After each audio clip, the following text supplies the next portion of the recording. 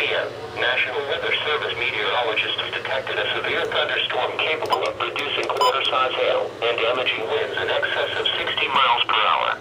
Storm spotters have reported 65 miles per hour winds with this storm north of Whitesboro.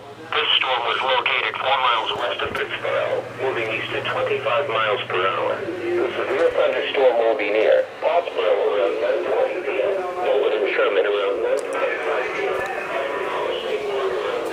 p.m., Venison around 9:35 p.m., Bells around 9:50 p.m. If you are caught outside, seek shelter in a strong building and stay inside, away from windows until the storm has passed.